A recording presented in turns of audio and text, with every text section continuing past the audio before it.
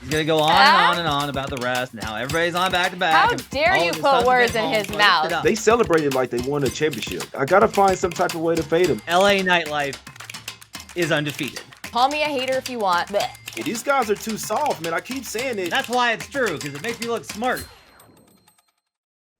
Time for more money with Matt Moore and Jay Money. All right, let's talk about some futures that have value. Matt, we'll start with you. What's one that you're betting right now? Yeah, so I like Joe Mazzulla, coach of the Boston Celtics, to win Coach of the Year at 20-1. You mentioned the Dagenhal, it's the front runner and the leader and the favorite, and that makes a lot of sense. The Thunder have the youngest roster in the league, and they're on pace to win the Western Conference. I wrote about that over on Action Network. You can find it in the app about why I think the Thunder are going to win the 1 seed. However, look, if the Celtics win 65 games, which is not in any way, shape, or form going to be difficult for them to get to, there's going to be a lot of pressure on the voters to reward them somehow. Jayson Tatum's numbers don't stack up in any way, shape, or form with Nikola Jokic or Shai Gilgeous-Alexander or Luka Doncic or Giannis Antetokounmpo. Tatum's had a fine year, but if you really kind of look at it, he actually hasn't as good as last year. It's more about how good the Celtics are as a team.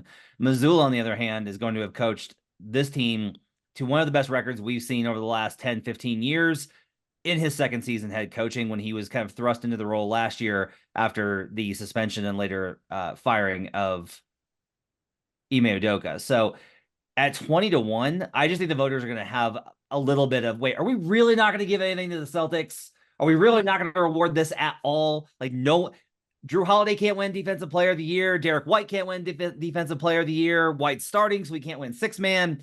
Really, we're not going to give anything to this team. So I think Joe Mazzulla is actually live here. If you look back, the number of coaches that have won 60-plus games and won the award, there's a very strong correlation there. You have to win a ton of games in order to outpace the other candidates that are like surprising or better than expected, which Dagenhal definitely does qualify for. So at 20-1, I do think there's value in putting money on Joe Mazzulla.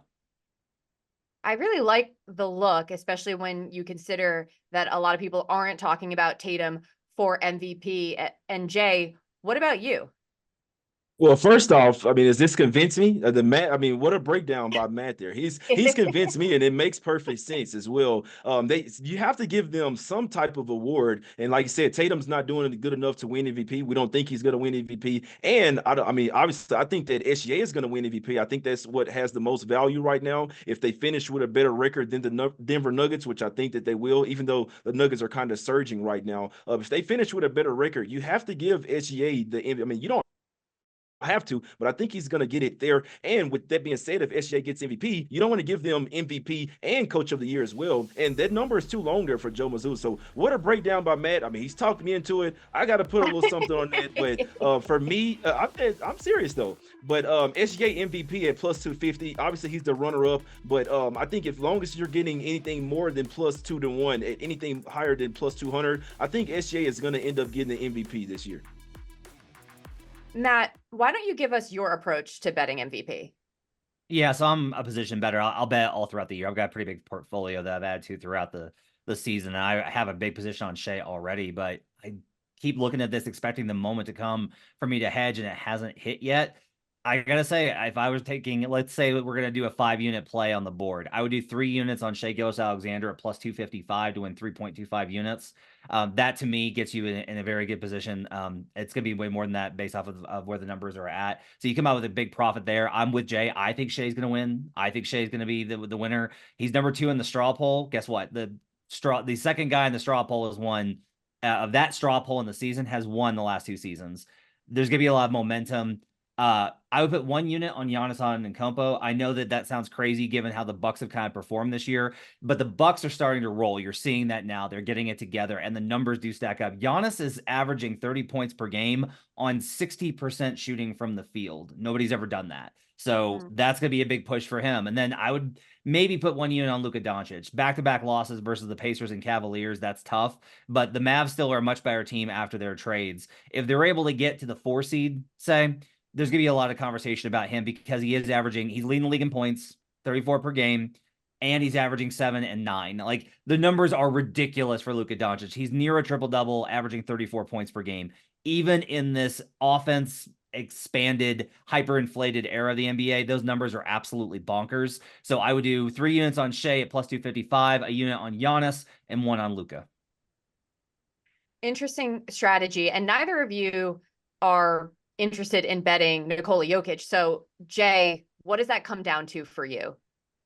Yeah, I just want to say that I kind of told people that the Bucks are about to surge. I just wanted to pat myself on the back there. I'm just saying. But personally, now Jokic, it's just one of those cases where it's like Michael Jordan and LeBron James. He probably could win it every year, but nobody wants to see the same player win it every year. So if he did win it this season, it would be him getting it 3 out of the last 4 seasons. And I just like to see some new blood in there, in my opinion here. So like I say, I'll reiterate it again, if the Thunder finish with a better record than the Nuggets, you kind of have to give it to SGA. He has the most 30-point games so far this season, and he's number 1 in steals. And that means a lot to me because that means that he's one of the best two-way players in the NBA, not just offensively, but making an impact to his team offensively and defensively here. So, yeah, I'm not buying Jokic. I'm glad that he's still at the favorite, and I'm glad that SGA is still at plus 2-1 as well. So I'm still riding with SGA to be the clear-cut MVP here. And Matt, just to sort of clarify, what is your main reasoning as to why not Jokic? Yeah, so I think part of this is just what the number's at. I don't think there's value there. I think sometimes you have to be willing to lose, even if you're building a multi-bet position. I think you have to be willing to lose, and I just do not see it for Jokic. And the reasons are, one, the Nuggets are surging right now. He's played phenomenal out of the All-Star break. That game on Sunday versus the Warriors was an absolute, just incredible performance. It was a symphony from him. However, they're going to push through this next 10 days or so, and the Nuggets are going to downshift. Michael Malone's openly said that the number 1 seed is not their priority. They're not going to chase that. OKC will. And as they start to kind of tail off, Jokic will probably miss some games. Jamal Murray will miss some games. They'll downshift in their effort. They will not burn like they have throughout from the All-Star break all the way through. They're going to push themselves to where they're going to make sure that they get a top 3, top 4 seed, and then they're going to coast out. If you look at Jokic's numbers, he's always been the advanced stats darling. Not as much this year. He does lead in BPM, but a lot of the other advanced metrics, it's either neck and neck with him and Shai Gilgeous-Alexander, or Jokic is behind. And when he's not as dominant, when you start to stack him up versus these other candidates, as the voters will do, you're going to reach kind of a different conversation. And maybe that means that they go for Luka because of the pure numbers, or they go for Shai because of if he winds up with more wins, which I think he will. But I think there will be enough to kind of indicate this. Also, Jay mentioned the voter fatigue. It is real. And it's also real, I think, when mostly it's, what are we really going to call the story of this season? Ramona Shelburne, who's a voter, has kind of talked about that. What's been the story this season? I don't think you can say that it's been Nikola Jokic and the Nuggets.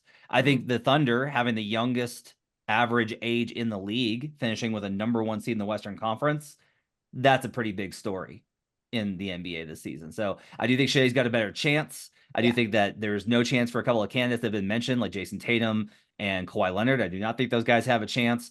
And so all of that kind of combined, I do think that Jokic is further behind in this race than what the straw poll indicated a few weeks ago and what the odds makers believe. Fair enough. And OKC, certainly a bigger story right now, partly because the Nuggets already won their championship a season ago. I'm not saying it can't happen again, but it definitely feeds into that narrative. All right, let's wrap this up with a pick for tonight. Jay, who you got? This was my bookers play overnight, if you guys listen to the podcast over there, but I'm rocking with the Indiana Pacers in this one, minus the 5.5. This is a turnover spot for the Pacers in a rare ESPN game. And so it's a bounce back J spot as well, coming off that loss versus the Raptors. This is the 4th straight home game for the Pacers. So they hadn't really had to fly anywhere, used to their same gym. But more than that, this is an absolute horrible spot for the Pelicans. It's their first game playing 5th game of 5 games in 7 nights type of spot. This is a spot that I'll take every single time. It's just a horrible spot. Back to back, roll back to back. 3 games in 4 nights. 4th game in 6 nights. 5th game in 7 nights for the Pelicans here. I think they're going to be running on fumes. I'm rocking with the Pacers in this one, full game. And lastly, the Pacers are not the type of team that you want to play in this type of spot with the way that they run up and down the floor. I think they run the Pelicans off the floor in this one. Rocking with the Pacers tonight. Let's go, Pacers. I could see it. Love me a bounce back J spot. And also, take a look at those Eastern Conference standings. Like the bottom half of the playoff teams, they're all neck and neck. Pacers, they need to start picking it up here. So, Jay Money, Matt Moore, always great to have you. Thank you, guys.